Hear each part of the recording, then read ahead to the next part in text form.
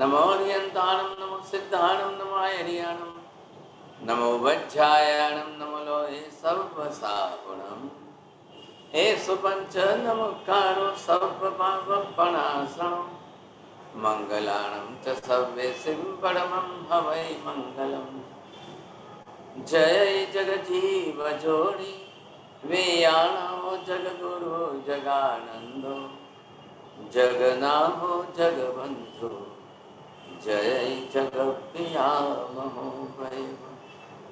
जय सुयाण बबु तीर्थयराणम पश्चिमो जय जय गुरुलोकाणं जय महब्बा महावीर वंदे मायसं महाभागं महावीरं महामुनिम् अमर नरराय मह्यं चरमतीर्थयरम्यमस्तते सर्वारिष्टप्रणशाय सर्वाभीष्टार्थदायिने सर्वलब्धिनिधानाय श्रीगौतम स्वामिने नमः। श्री सुधर्मा स्वामिने नमः। अज्ञानतिमिरान्धानां ज्ञानाञ्जनशलाकया नेत्रमुन्मीलितं येन तस्मै श्रीगुरवे नमः। धर्मलाभ बहुत बहुत आशीर्वाद। सभी को सादर जय जिनेंद्र। गंधर्वाद की इस 109वीं कक्षा में आप सभी का हार्दिक स्वागत है। जैसा कि पूर्व कक्षा में हमने देखा था कि इंद्रभूति और वायुभूति ये जो प्रश्न थे उनकी शंकाओं का समाधान पूर्ण हो चुका था। अब आगे की कक्षा के लिए मैं महाराज साहब से निवेदन करता हूं कि अब आगे की कक्षा के लिए प्रारंभ करें। हाँ जी, बहुत बहुत। हाँ जी, गंधर्वाद का विषय जो चल रहा है, यद्यपि हमने आत्मा का अस्तित्व है कि नहीं यह सिद्ध करने के लिए जरूर 108 क्लासें लगी, लेकिन अभी भी मुझे ऐसा लग रहा है कि 10-20 क्लास और मिल जाए तो ज़्यादा अच्छा है, लेकिन अब ज़्यादा लोभ करने में भी फ़ायदा नहीं है। इतना भी 108 क्लास तक जैन फाउंडेशन वालों ने चलाया, बहुत बहुत धन्यवाद। आपके धैर्य को भी मैं बहुत जो है अप्रिशिएट करता हूँ, अभिनंदन आपको। हाँ जी, कर्म अभी जो है गंधर्वाद के अंदर एक विषय आ रहा है, वो है कर्मवाद का विषय है।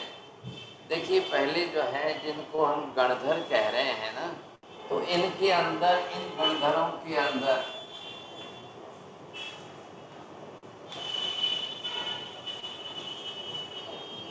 तीन भाई जो मुख्य हैं। अब ये तीन भाई हैं। अब एक भाई जो है वो इंद्रभूति गौतम है,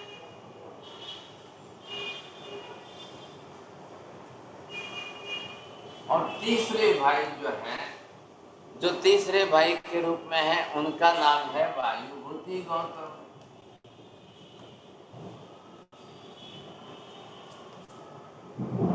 गौतम इनका सरनेम है, लेकिन मूल नाम इनके ये है। अब इन दोनों की शंका का विषय जो है वो एक ही है, वो है आत्मा। अब ये तीसरे भाई जो हैं, ये है अग्निभूति।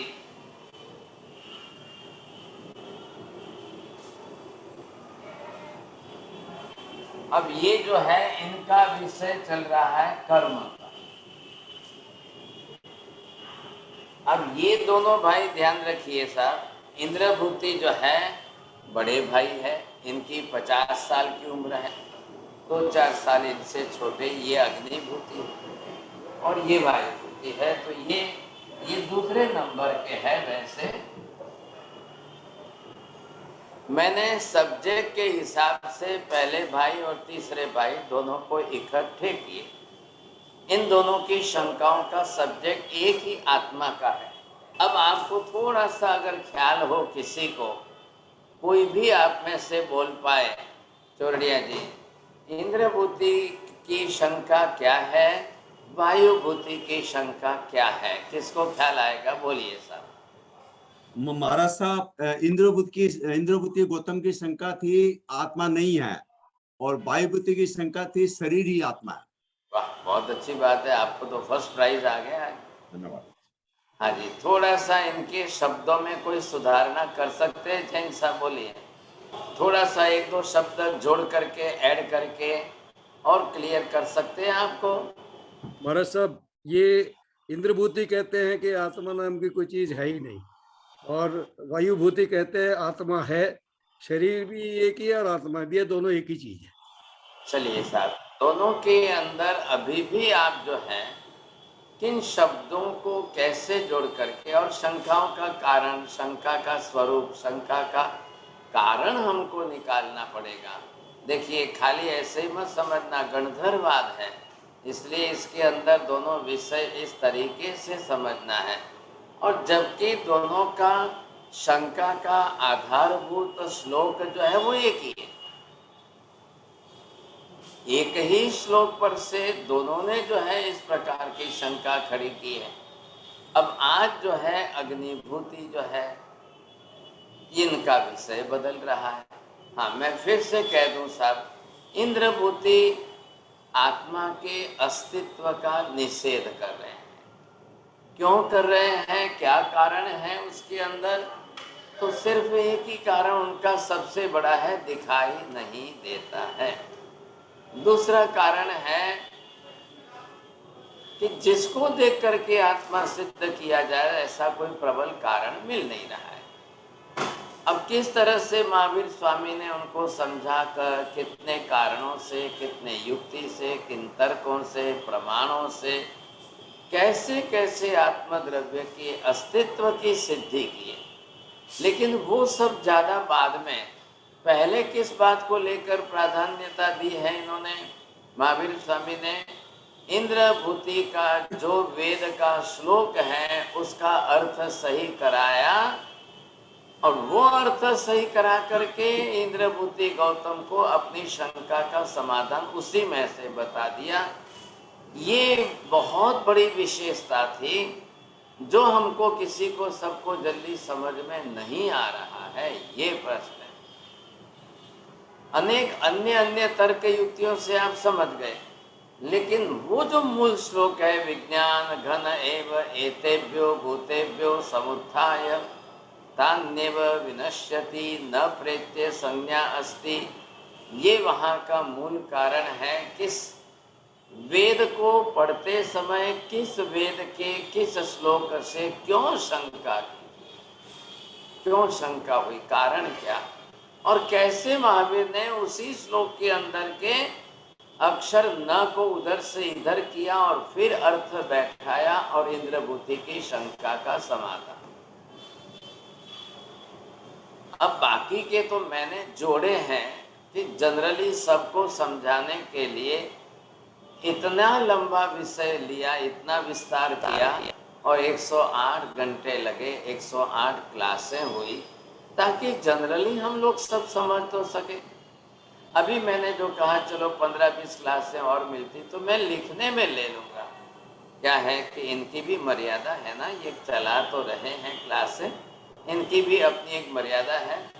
तो मैं ये जो है अलग से लिखते समय, क्योंकि मैं लिख भी रहा हूँ, तो लिखूँगा अच्छी तरह से, तब आपके पास जब आए तब आप पढ़ के समझ सकेंगे। साहब, आप लोग भी कोई अपनी तरह से कोई युक्ति प्रमाण दीजिए। जब 1 साल भर से आप सुन रहे हो, इतना लंबा टाइम चला है, और आप सुनते जा रहे हो, समझते जा रहे हो, सीखते जा रहे हो, आप भी कोई युक्ति निकालिए, आप भी बताइए साहब कोई प्रमाण ऐसा।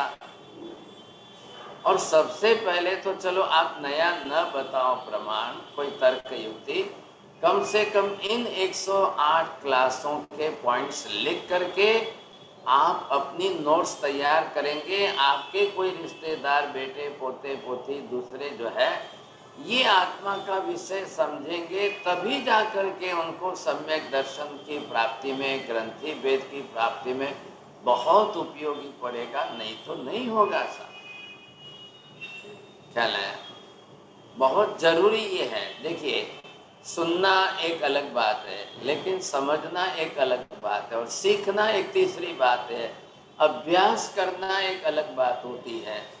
आप इसको प्रवचन मत समझिए, आप मात्र व्याख्यान मत समझिए, आप इसको अभ्यास करने का एक तरीका से। ये क्लासेस हैं, क्लासेस के अंदर अभ्यास के तरीके से करना बहुत अच्छा होता है। मुख्यतः ये है साहब। अब दो के अंदर अंतर क्या है, वायुभूति ने जो कहा है तो उनके अंदर अंतर क्या है, वो सीधे साफ कह रहे कि मैं तो आत्मा को मानता हूँ, मैं तो शरीर को ही आत्मा कह रहा हूँ, आत्मा शरीर का भेद कोई नहीं कर रहे हैं साहब। लेकिन उनके बड़े भाई इंद्रभूति ये शब्द प्रयोग अपनी शंका में नहीं कर रहे हैं। ख्याल है कि नहीं? ये इंद्रभूति अपनी तरह से सीधे सीधे आत्मा के अस्तित्व का निषेध कर रहे हैं। तो एक की भाषा कौन सी है? इंद्रभूति को समझाना बहुत आसान है, लेकिन वायुभूति को समझाना और कठिन है। वो गलत जा रहे हैं ना। क्या है? एक मायावी वृत्ति में जा रहा है, एक सीधे सरलता में जा रहा है। उनको हम युक्ति प्रमाण दे करके समझा देंगे, जरूर इनके दिमाग में बात बैठ जाएगी, लेकिन सबको नहीं बैठेगी। ये बात जरूर ध्यान रखिए साहब, विशेषता इसी की है। हाँ जी, अब आज हम जो बात कर रहे हैं वो है ये अग्निभूति। अब इनके दूसरे भाई है, इंद्रभूति से दूसरे भाई है।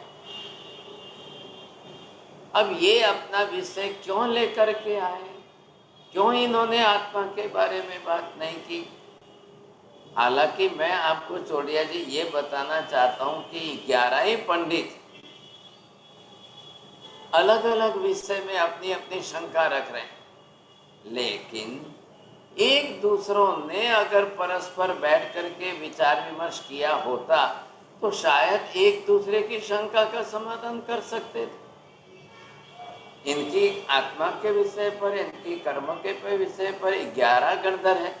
अब 11 ही गणधरों के अंदर सबके अपने अपने अलग अलग विषय हैं, लेकिन जब इतने धुरंधर बड़े पंडित बन गए, दिग्गज विद्वान बन गए, अब वो जो है न तो कोई अपनी शंका किसी को बताना चाहता है, छिपाते हैं। क्यों छिपा रहे हैं? हम इतने बड़े धुरंधर पंडित हैं, दिग्गज विद्वान हैं, और फिर हम बताएंगे कि हमारे मन में ये छोटी सी शंका है, तो लोग क्या बोलेंगे, फिर आप किस बात के पंडित हो? इतने बड़े विद्वान पंडित आप कैसे कहलाते हो अपने आप को? इसलिए कहीं अपने मान सम्मान को धक्का न लग जाए, कहीं अपनी इज्जत को धक्का न लग जाए, इसलिए 50 बरस की उम्र तक भी ये अपने आप को जो है इसी तरह से मानते रहे। ये बात है। ये कोई ध्यान नहीं दे रहा है, इस बात पर कोई ध्यान नहीं दे रहा है, विचार भी नहीं कर रहा है, और किसी ने किसी को कुछ नहीं बताया। सब अपने अपने मन में अपने अपने शंकाओं को लेकर के बैठे रहे। 50 बरस की उम्र कोई कम होती है क्या?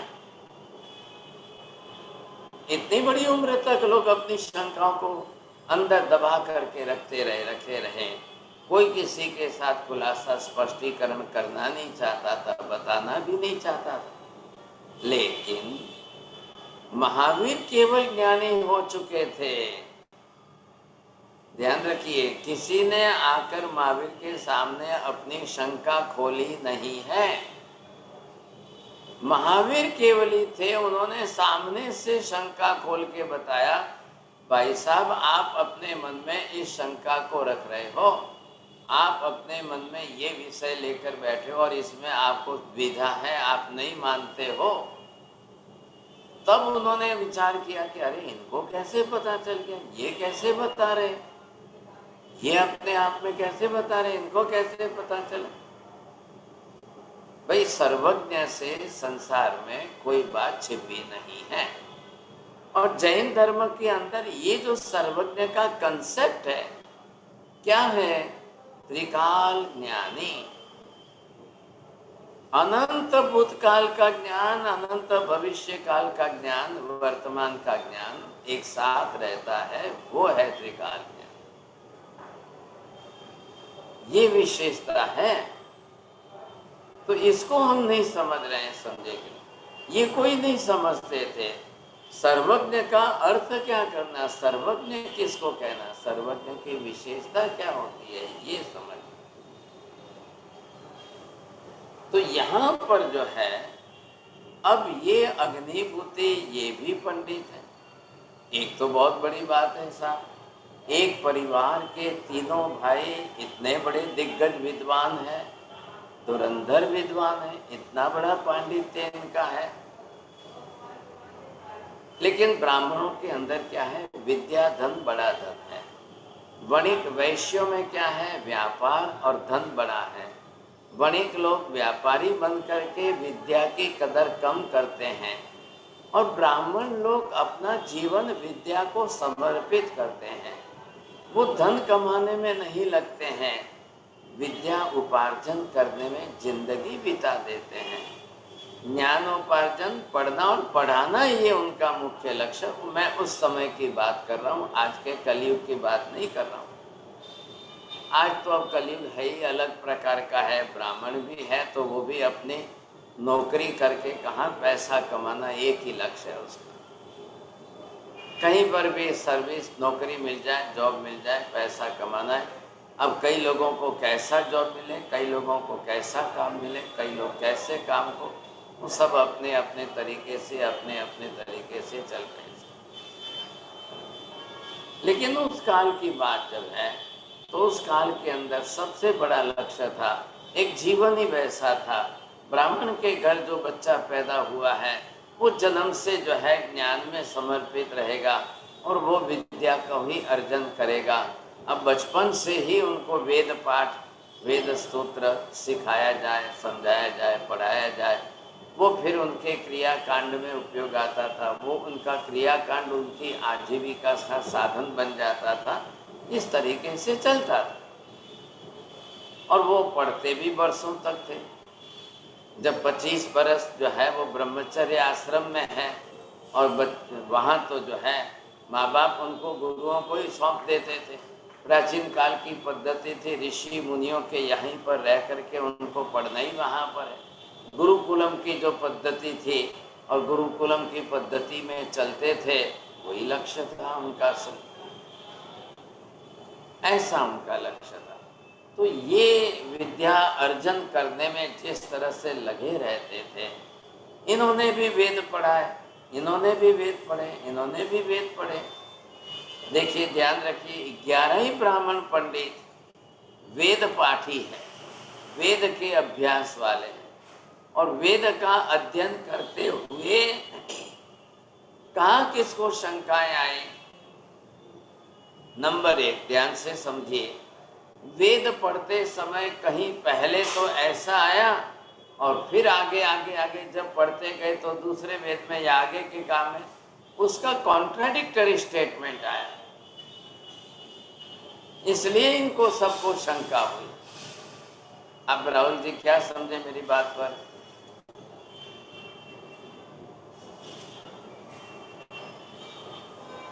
वेद पढ़ते पढ़ते एक कॉन्ट्राडिक्टरी स्टेटमेंट आया तो उनको शंका हो गई।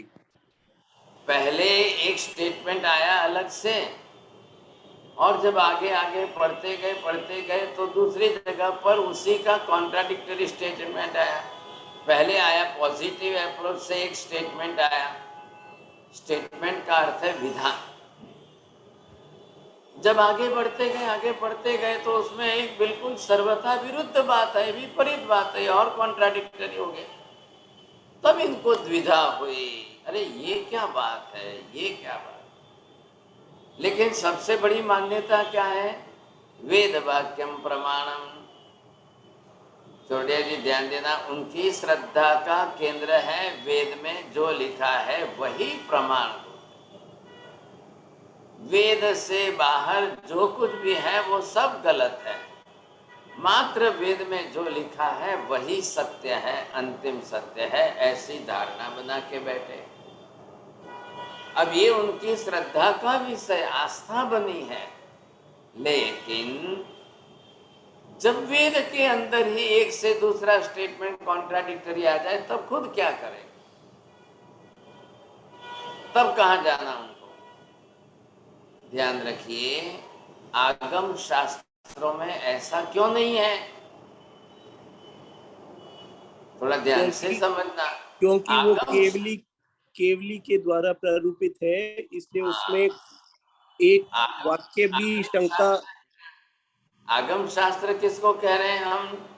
सर्वज्ञ केवल ज्ञानी भगवान ने जो देशना दी, गणधरों ने उसको अवधारणा की, तीर्थंकर भगवान ने भी देशना दी, तो वो भी त्रिपदी से दी। आया ख्याल में? त्रिपदी पदार्थ नहीं है, पदार्थ तो द्रव्य गुण पर्याय है। त्रिपदी इन द्रव्य गुण पर्यायों को प्रस्तुत करने की एक मेथड है, एक पद्धति है। पदार्थों की व्यवस्था कैसे करनी, ये उसकी मेथड है। तो तीर्थंकर भगवंतों ने देशना ही उस तरीके से दी है। अब क्यों ऐसी देशना दी त्रिपदी से उन्होंने? क्योंकि उनका केवल ज्ञान, केवल दर्शन स्पष्ट है। अनंत ज्ञान, अनंत भूतकाल का ज्ञान, अनंत भविष्य का काल, जब तीनों काल का ज्ञान, दर्शन जब सामने स्पष्ट होता है तो असत्य का अंश आने का प्रश्न ही नहीं खड़ा होता। मैं थोड़ी कंपैरेटिव स्टडी आपको दे रहा हूं। ऐसे वेदों को पढ़ करके कॉन्ट्राडिक्टरी स्टेटमेंट आने से जिस तरह से इनको शंकाएं खड़ी हुई, लेकिन इतने महावीर स्वामी को गए 2548 बरस बीते, इतने 2500 वर्षों के अंदर आगमों को पढ़ करके आगमों में कहीं कॉन्ट्राडिक्टरी वचन आया और उसके कारण शंका हुई, ऐसा एक भी प्रसंग नहीं, एक भी निमित्त नहीं। फिर भी इंटरप्रिटेशन करने वालों ने अपने अपने तरीके से जो इंटरप्रिटेशन कर लिया और उसके कारण उन्होंने अपने अपने तरीके से जो है स्टेटमेंट दे दिया और उसमें से मतांतर निकाले, वो राग द्वेष के विषय में निकाले। लेकिन आत्मा के विषय में संप्रदायों में कहीं मतभेद नहीं, मोक्ष के बारे में संप्रदायों में मतभेद नहीं, कर्म सिद्धांत के बारे में चारों संप्रदायों में कहीं मतभेद नहीं, स्वर्ग नरक के वर्णन के बारे में चारों संप्रदाय में कहीं मतभेद नहीं। क्या मैं क्या कह रहा हूँ समझिए, आप कोशिश करिए। जो सर्वज्ञ के द्वारा प्रस्तुत मूलभूत पदार्थ स्वरूप है, उसमें किसी ने कोई शंका नहीं खड़ी की। हाँ जी, आचार विचार के भेदों को लेकर के संप्रदायों की व्यवस्था बनी, संप्रदायों के भेद हुए, क्या वो किसके कारण हुए? आचार विचारों के कारण। ऐसा तो होना ही होना है। जब हजारों साल की इतनी लंबी परंपरा चलती है तो कभी ना कभी जाकर के तो ऐसा होना ही होना है। लेकिन वेदों को पढ़ करके वेदों के कितने संप्रदाय निकले हैं। आगमों के आधार पर कोई जैन समाज के संप्रदाय नहीं बने, समाचारी और आचार भेद को लेकर संप्रदाय बने। कर पात्र में भोजन करना या काष्ठ पात्र में लेकर भोजन करना हो गया दिगंबर श्वेतांबर। कर पात्र मतलब अपने ही हाथ में लेकर के दिगंबर साधु संत आहार ग्रहण कर लेते हैं। श्वेतांबर जो है वो काष्ठ पात्र लेकर उसमें आहार ग्रहण करेंगे। ये फर्क आचार का फर्क है, सिद्धांत मूल पदार्थ का सिद्धांत इसमें नहीं आ रहा है। इधर जो हम गणधरवाद का विषय लेकर अभ्यास कर रहे हैं, इसमें सभी पदार्थों, द्रव्यों और वस्तुओं का, सिद्धांतों का और तत्वों का ज्ञान है। अरे ये बात समझ में, मैंने क्या कहा? पदार्थों के विषय में, द्रव्यों के विषय में, गुण पर्याय के विषय में, सिद्धांतों के विषय में, ये सभी 11 गणधर जो है सब अलग अलग तरीके से चले, इसलिए इनकी शंका बन रही है। और इन सिद्धांतों को न मानने के कारण मिथ्यात्व बने हैं। पदार्थों का सही स्वरूप न मानना, द्रव्य गुण पर्यायात्मक स्वरूप न मानना, वो मिथ्यात्व बड़ा है। आचार का मिथ्यात्व बड़ा नहीं होता है। आप समझ रहे माता जी? ध्यान देना पहले।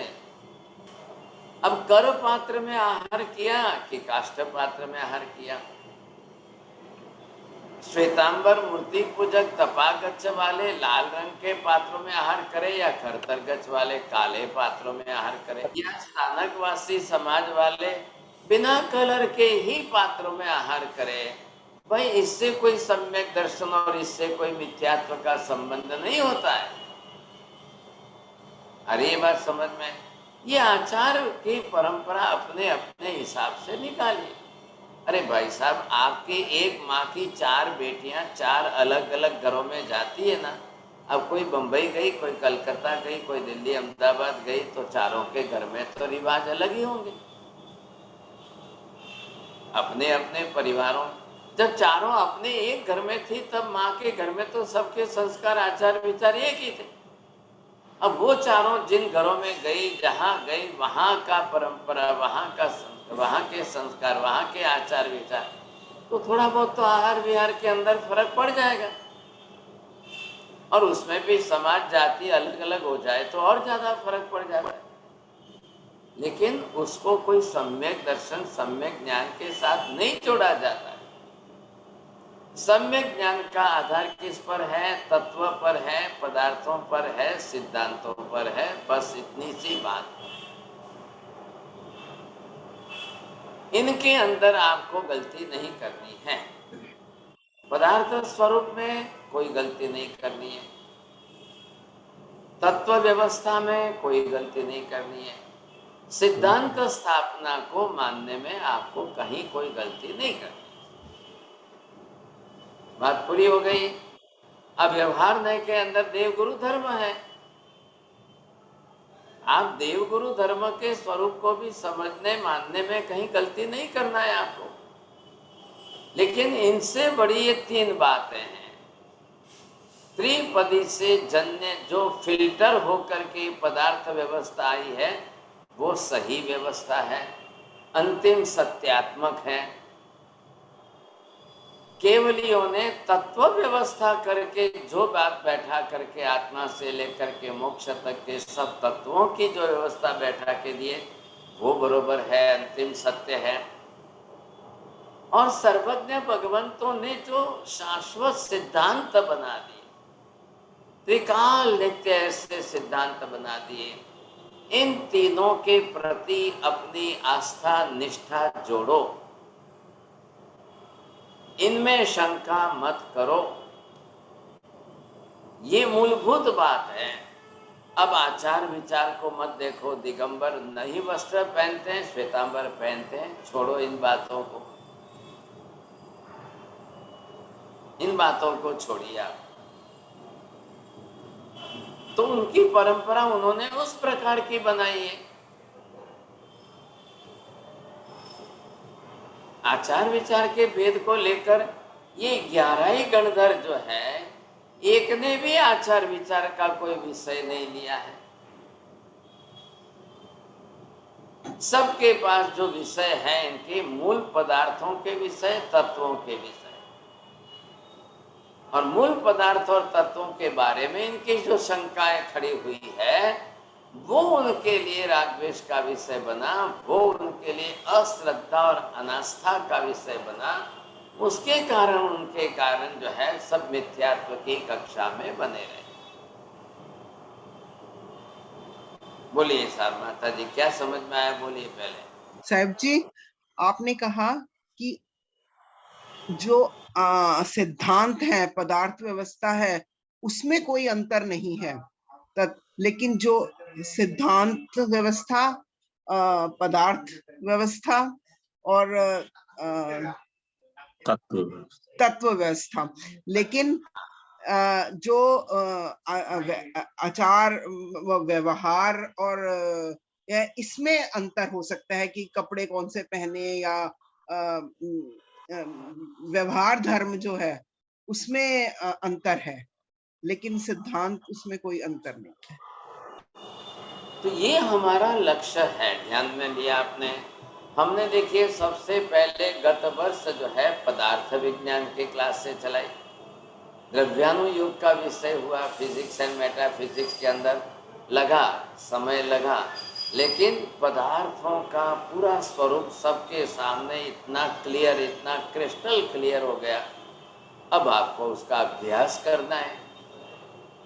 ये बात जरूर है कि आप खाली सुनते रहोगे और अभ्यास नहीं करोगे तो फिर हमारा जो है विजन स्पष्ट क्लियर नहीं होगा।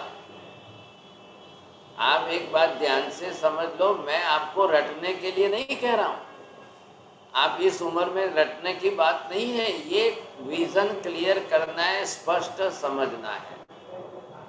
हमारी समझ में कमी नहीं रहनी चाहिए और आपके लिए सुविधा उपलब्ध है, आपके लिए रिकॉर्डिंग है, YouTube पर अवेलेबल है, यही तो फायदा है।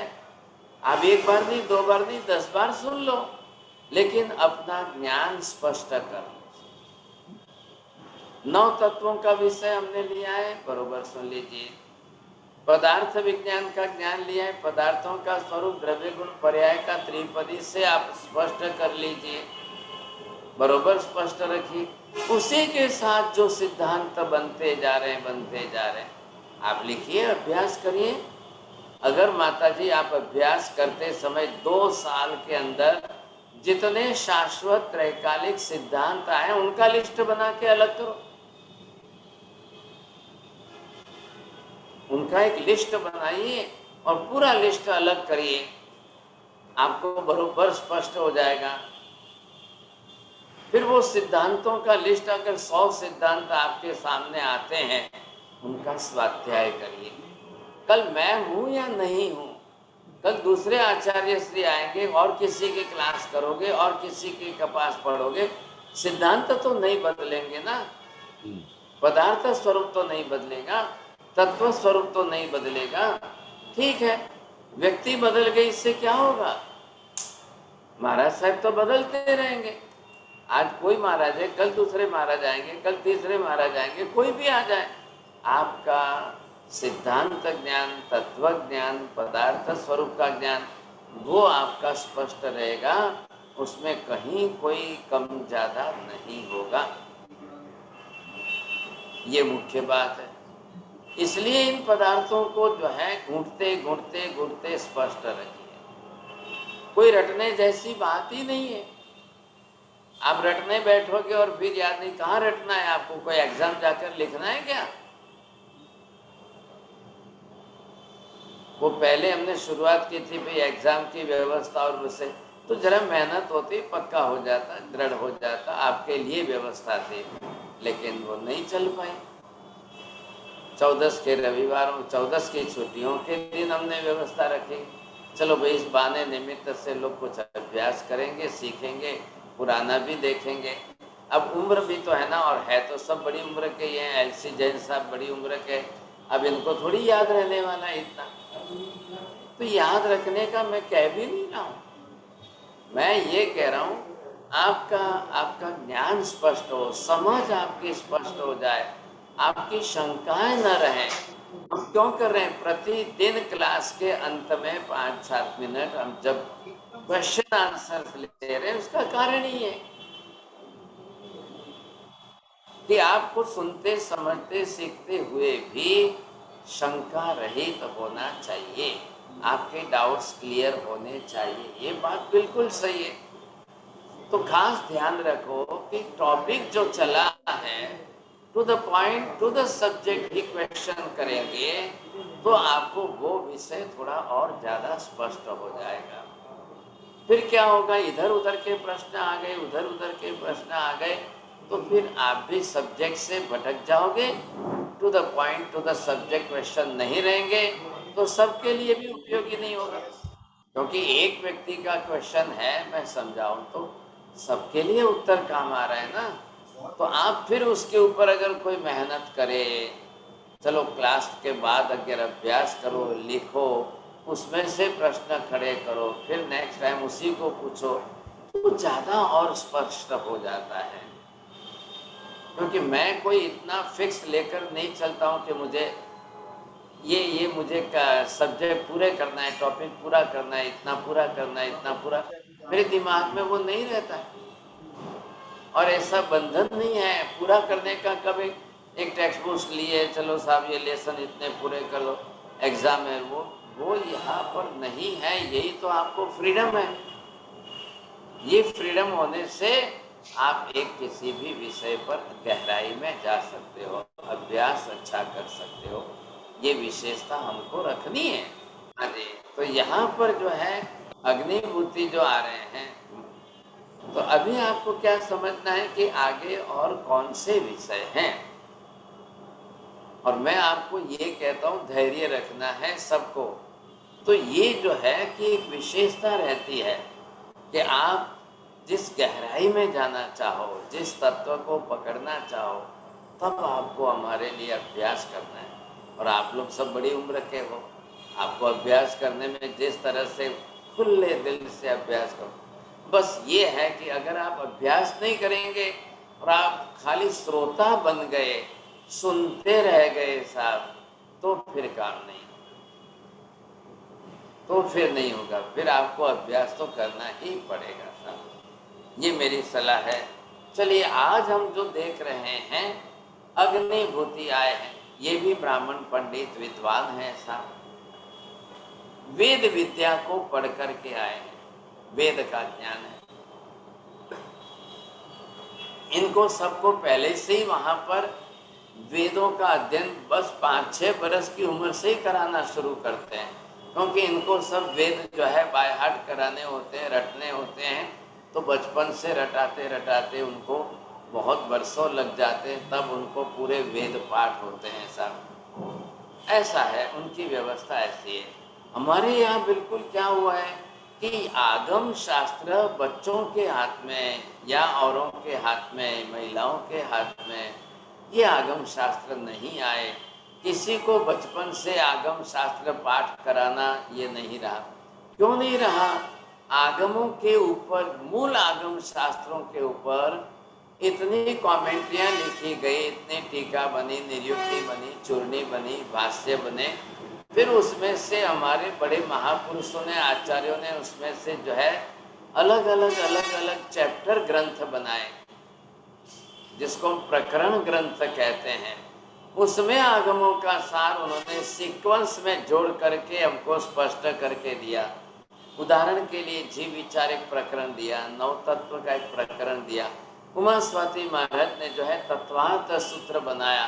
तो है तो आगमों का ही एसेंस है। पूरा सार भूत लेकर के उन्होंने अवधारणा करके एक सीक्वेंस के अंदर शब्दों को बरोबर बैठा के दिया सब। ये विशेषता उनकी रही। तो इस तरह से जब इन्होंने ये अभ्यास दिया है हमको, ये सिद्धांत हमारे तक पहुंचा है, इसलिए आपको बिना आगम शास्त्रों के अभ्यास के भी, अनेक प्रकरण ग्रंथों के अभ्यास से भी आगमों का ही ज्ञान हो सकता है। आप मेरी बात समझ गए? क्योंकि श्वेतांबर मूर्ति पूजक संघ परंपरा जो है वो हजारों साल से चल रही है। हाँ, कुछ संप्रदाय आज के जो 200, 300, 400 साल के हैं, उनके पास इतना साहित्य नहीं है, इतने प्रकरण, इतने ग्रंथ, इतने शास्त्र वो नहीं बना पाए। काल का भी तो अंतर है ना। फिर अब संप्रदाय की मान्यता में निकल गया, तो सांप्रदायिक बातों को ही उनको आगे बढ़ाने के लिए ये सब करना, घटाटोप करना पड़ा। लेकिन यहाँ पर श्वेतांबर मूर्ति पूजक संघ के अंदर इतने आगम शास्त्रों पर आधारित इतने हजारों ग्रंथ है, उनको पढ़ करके आगमिक ज्ञान को आप प्राप्त कर सकते हो। बिना आगम को स्पर्श किए आप इतने पदार्थों का विषय अलग अलग ग्रंथों में से प्राप्त कर सकते हो।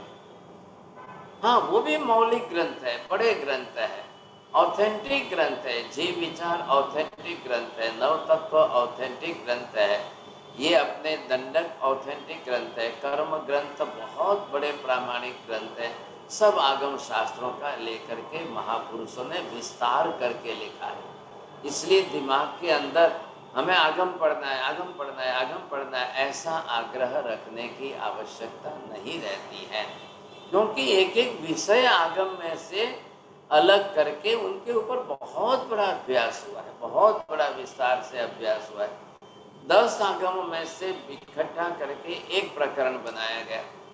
ऐसे ग्रंथ भी बने हुए हैं हमारे पास। हमारे महापुरुषों का बहुत बड़ा उपकार है हमारे ऊपर। लेकिन अगर आप ज्ञान की प्राधान्यता ही नहीं रखोगे और फिर दिशा बदल दोगे साहब, तो फिर अनर्थ होता है। ये ध्यान जरूर रखना। सबसे महत्व की बात ये है। तो यहाँ पर जिनकी बात आज हम कर रहे हैं, सब्जेक्ट एक्सचेंज होकर के आत्मा के बिना, अब आत्मा के बजाय आज से हम कर्म का विषय ले रहे हैं।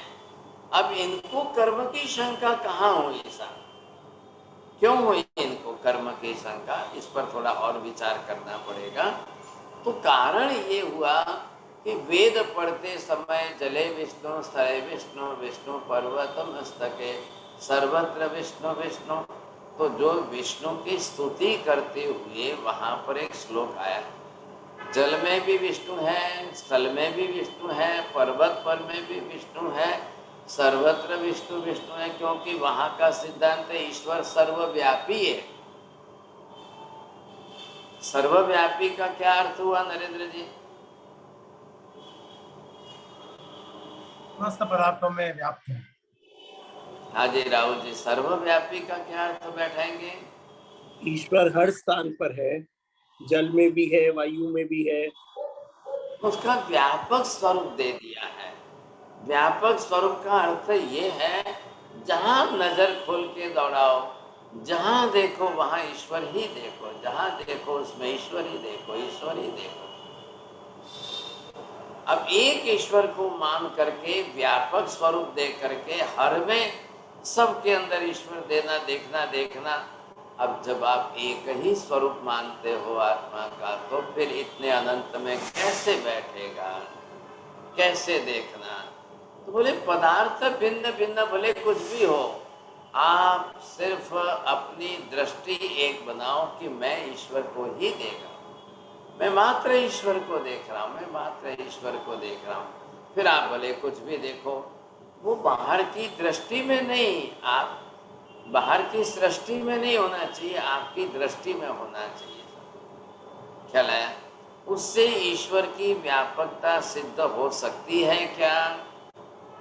मैं आपको विचार करने के लिए विषय दे रहा हूँ, दिमाग चलाना, सोचना, विचार करना चाहिए। इससे ईश्वर की व्यापकता सिद्ध होती है क्या? नहीं।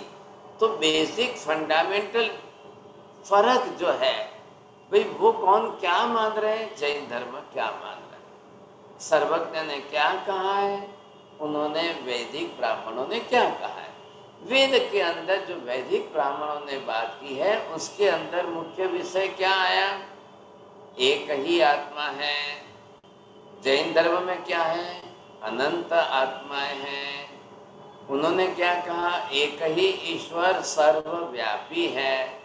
महावीर ना कह रहे हैं आत्मा सिर्फ शरीर में ही व्याप्त रहती है, शरीर को छोड़ करके आत्मा सर्वलोक में व्याप्त नहीं रहती है। आप एक एक बात के मूल सिद्धांतों को पकड़िए, मूल पदार्थों को पकड़िए। ये पदार्थ स्वरूप है। ख्याल आया आपको? उन्होंने कैसे मान लिया? उन्होंने कहा ईश्वर सशरीरी होता ही नहीं है, ईश्वर हमेशा अशरीरी ही होता है। जैन धर्म ने क्या कहा? 4 घाती कर्मों का क्षय करके सशरीरी आत्मा भी तीर्थंकर होती है। 8 कर्म का क्षय करके भी आत्मा सिद्ध बनती है। सिद्ध आत्मा भी सर्व विश्व में व्यापी नहीं है। बरोबर ध्यान में लीजिए, एक एक सिद्धांत का अंतर समझना।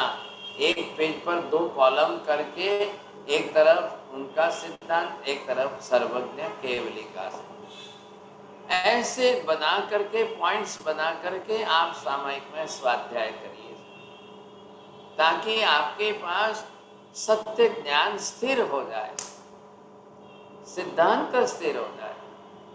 मैंने क्या कहा चोरडिया जी, क्यों नहीं सिद्ध बनने के बाद भी मुक्त सिद्ध आत्मा सर्वलोक में व्याप्त नहीं है। बिल्कुल माँ, बिल्कुल। उन्होंने क्या कहा, आत्मा सर्वव्यापी। अशरीरी होते हुए ईश्वर सर्वव्यापी है। और ध्यान से सुनिए आगे, अशरीरी बिना शरीर के होते हुए भी ईश्वर, ऐसा ही ईश्वर सृष्टि का सर्जन करता है। चलिए राहुल जी, अब इसमें दिमाग लगाइए, कॉन्ट्राडिक्शन है कि नहीं है? मनीषा बहन जी बोलिए, दिमाग लगाइए, 2 स्टेटमेंट के अंदर कॉन्ट्राडिक्शन क्या लग रहा है?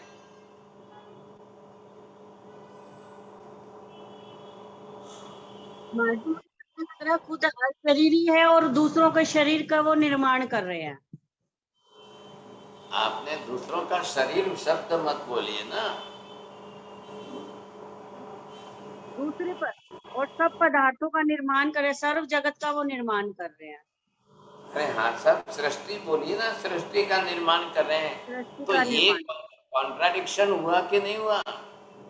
जब हाथ पैर नहीं है, शरीर नहीं है, अशरीरी है ईश्वर और सर्वत्र व्यापक है, तो वो सृष्टि का सर्जन कैसे करेगा? अरे वो आकाश बनाएगा कैसे? तो जहां थे सर्वव्यापी है, तो पहले वहां है वो आकाश है कि नहीं है? तो ईश्वर पहले बनकर बाद में आकाश बनाएगा कि पहले आकाश बना करके ईश्वर आकाश में आएगा रहेगा? ये बेसिक बातें जो होती है ना, बेसिक बातें जो होती है वो पहले स्पष्ट करनी है। अब ऐसे कॉन्ट्राडिक्टरी मतलब विरोधाभासी स्टेटमेंट देने से शंका अपने आप खड़ी हो जाती है। केवली के विषय में, सर्वज्ञ के विषय में कभी भी विरोधाभास क्यों नहीं आता है? क्योंकि तीनों काल का ज्ञान एक साथ में है, तीनों काल का दर्शन एक साथ में है। जो बोलना है उसके लिए वीतरागता है, जो देखना है उसके लिए केवल दर्शन है, जो कहना है उसके लिए केवल ज्ञान है।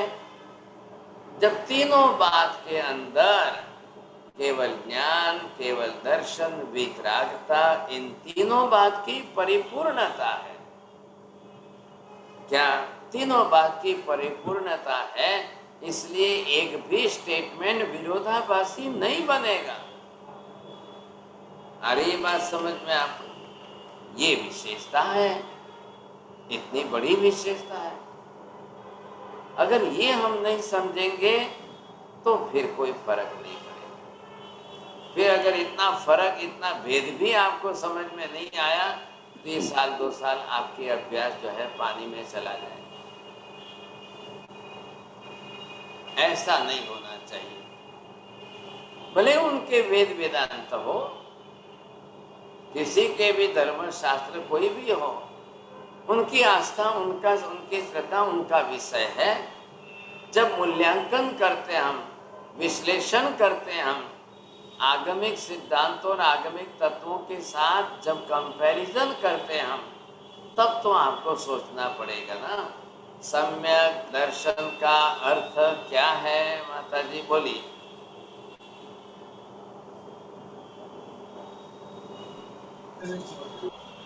एक शब्द में, एक वाक्य में क्या बोलेंगे?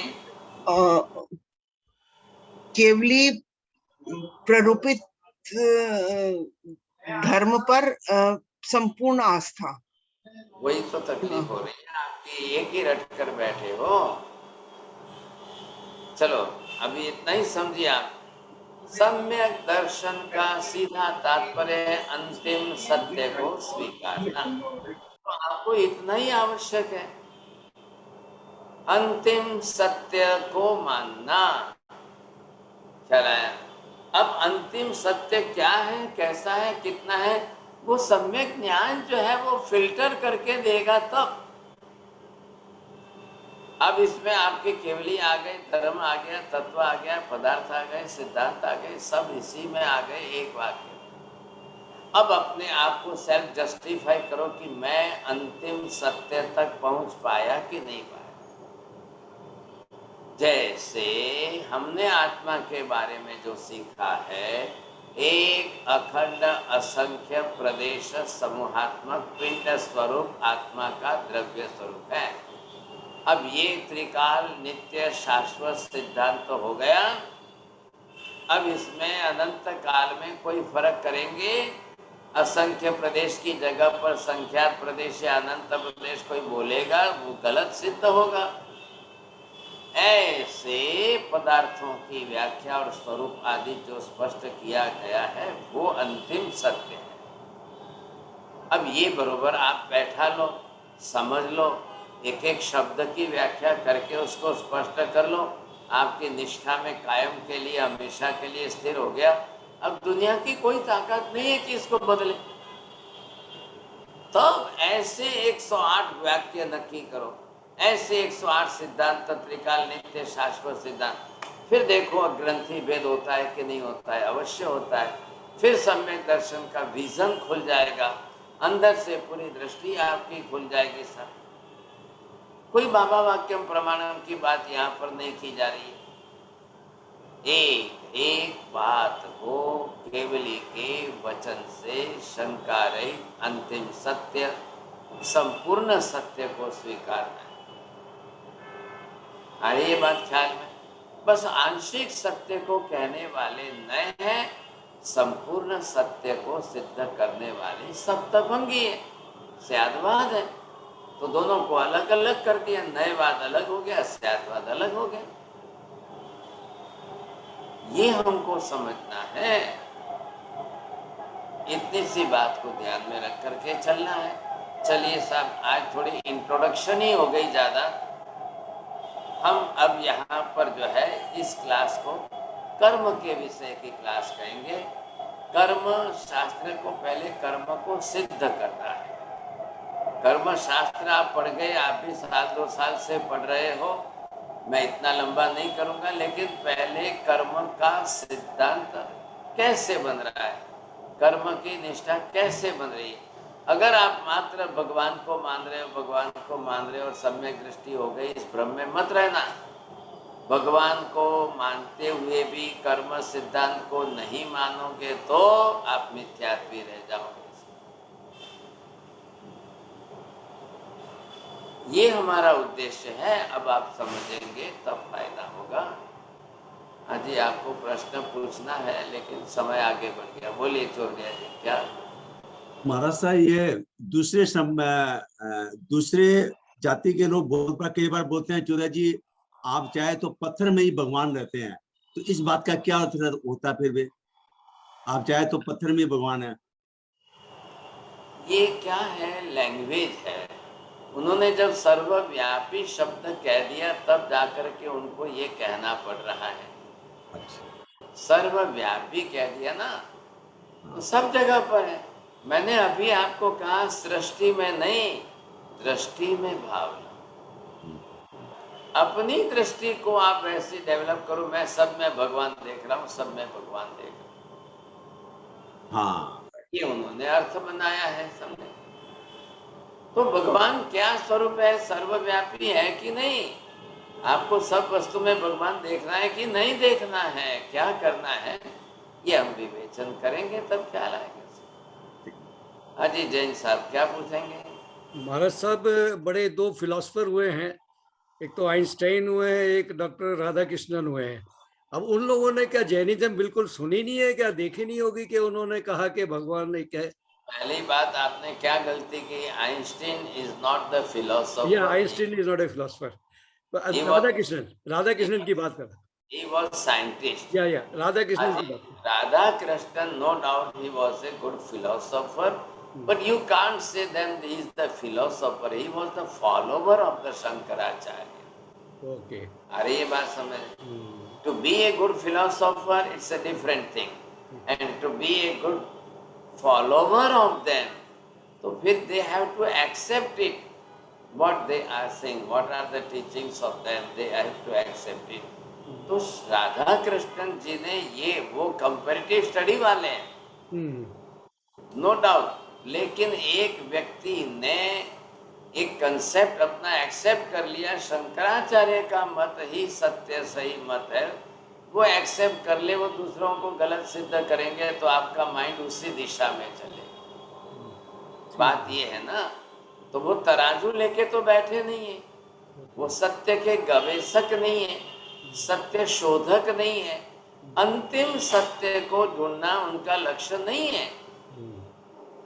इसलिए Radha Krishna says that I am the follower of the Shankaracharya, इसलिए वो अपनी उसी बात को लेकर के पकड़ के बैठेंगे, अब दूसरों की बात सत्य होगी तो भी नहीं स्वीकारेंगे। ठीक है महाराज। तो उसको फिलोसोफर नहीं कहते हैं, आप ध्यान में लीजिए, they are the follower of that, ये फर्क है। चलिए अब नेक्स्ट क्लास से हम इसी पर आएंगे, विषय आएगा, कंसेप्ट बदल गया है, आप जो है अच्छी तरह से अभ्यास करेंगे। धन्यवाद आपको। नमो हरियंताणम, नमो सिद्धाणम, नमो हरियणम, नमो वच्छायाणम, नमो लोहे सर्वसावणम, एष पंच नमोकारो सर्वभावपणासनम, मंगलाणं च सर्वेसिं परमं हवै मंगलम। मंगलम भगवान वीरो, मंगलम गौतम प्रभु, मंगलम स्थूलिभद्राद्या जैन धर्मोस्तु मंगलम। चत्तारि मंगलम अरिहंता मंगलम, सिद्धा मंगलम, साहु मंगलम, केवले पन्नतो धम्मो मंगलम। चत्तारि लोकोत्तमा, अरिहंता लोकोत्तमा, सिद्धा लोकोत्तमा, साहु लोकोत्तमा, केवले पन्नतो धम्मो लोकोत्तमा। चत्तारि शरणं प्रवज्जामि, अरिहन्ते शरणं प्रवज्जामि, सिद्धे शरणं प्रवज्जामि, साहु शरणं प्रवज्जामि, केवले पन्नतं धम्मं शरणं प्रवज्जामि। सर्वमङ्गलमाङ्गल्यं सर्वकल्याणकारणं, प्रधानं सर्वधर्माणां, जैनं जयति शासनम्। धर्म लाभ, बहुत बहुत आशीर्वाद।